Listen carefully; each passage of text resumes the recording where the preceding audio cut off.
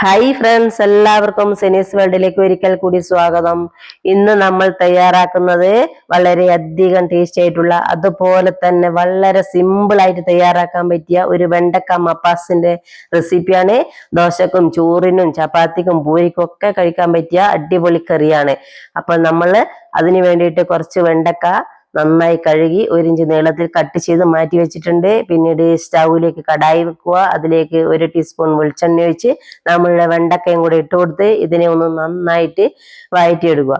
അപ്പൊ ഇതിന്റെ ആ വഴുവഴുപ്പൊക്കെ മാറി ഒന്ന് വെണ്ടക്ക കുക്കായി വരുന്നവരെ ഒന്ന് വഴറ്റിയെടുക്കുക. അപ്പൊ അതൊന്ന് കുക്കായി വന്നിട്ടുണ്ട്. സ്റ്റൗ ഓഫ് ചെയ്ത് മാറ്റി വെക്കുക. പിന്നീട് അതേ കടായിലേക്ക് തന്നെ ഒരു 2 ടേബിൾ സ്പൂൺ വെളിച്ചെണ്ണ ഒഴിച്ചു കൊടുത്ത് കുറച്ച് ഇഞ്ചി കൊത്തി അരിഞ്ഞത് ഇട്ട് കൊടുത്ത് അല്പം വെളുത്തുള്ളി കൊത്തി അരിഞ്ഞതും കൂടി ഇട്ട് കൊടുത്ത് ഇതിനെ ഒന്ന് പച്ചമണം മാറുന്നവരെ വഴറ്റുക. അതിലേക്ക് കുറച്ച് കറിവേപ്പ് ഇട്ട് കൊടുക്കുക. പിന്നീട് നമ്മൾ അതിലേക്ക് ഒരു സവോള കട്ട് ചെയ്തതും കൂടി ഇട്ട് കൊടുത്ത് അല്പം ഉപ്പും കൂടി ഇട്ട് കൊടുത്ത് ഇതിനെ ഒന്ന് വഴറ്റിയെടുക്കുക. അപ്പൊ നമ്മുടെ സവോളയുടെ കളർ ഒന്ന് നന്നായിട്ട് മാറി വരുമൊന്നും വേണ്ട, സ്വല്പം ഒന്ന് വഴറ്റി കിട്ടിയാൽ മാത്രം മതി. അതിലേക്ക് മീഡിയം സൈസിലുള്ള ഒരു തക്കാളി കട്ട് ചെയ്തും കൂടി ഇട്ട് കൊടുക്കുക. ഇതിനെ ഒന്ന് നന്നായിട്ട് കുക്ക് ചെയ്തെടുക്കുക. അപ്പൊ നമ്മുടെ തക്കാളിയൊക്കെ ഇവിടെ നന്നായിട്ട് കുക്കായിട്ട് വന്നിട്ടുണ്ട്.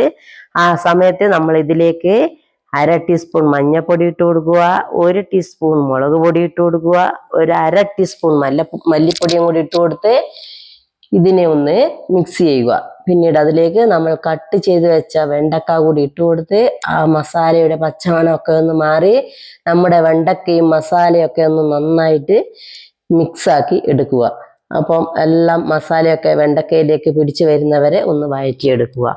പിന്നീട് നമ്മൾ തേങ്ങയുടെ 2ാം പാലാണ് ഒഴിച്ചു കൊടുക്കുന്നത്.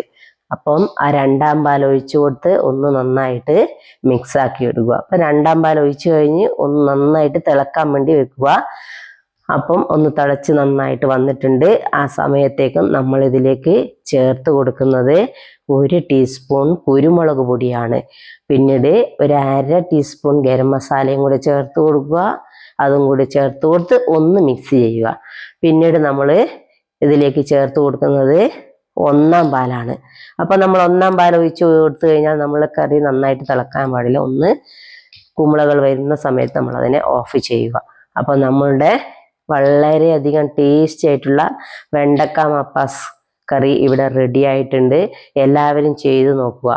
അപ്പൊ ഇനി നമുക്കിതിന് കുറച്ചുകൂടി പണിയുണ്ട്. അതിലേക്കൊന്ന് താളിച്ച് വയ്ക്കാനുണ്ട്, എങ്കിൽ അതിന് കൂടുതൽ ടേസ്റ്റ് ഉണ്ടാവും.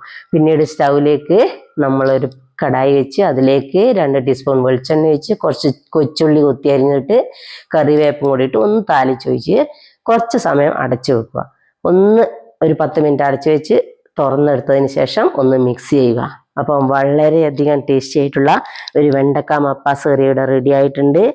എല്ലാവരും ചെയ്തു നോക്കുക, ഫീഡ്ബാക്ക് അറിയിക്കുക. അപ്പം നിങ്ങളുടെ ഫീഡ്ബാക്ക് കാണുമ്പോൾ മറ്റുള്ളവർക്ക് തയ്യാറാക്കി നോക്കാനുള്ള പ്രചോദനം ഉണ്ടാകുന്നത്.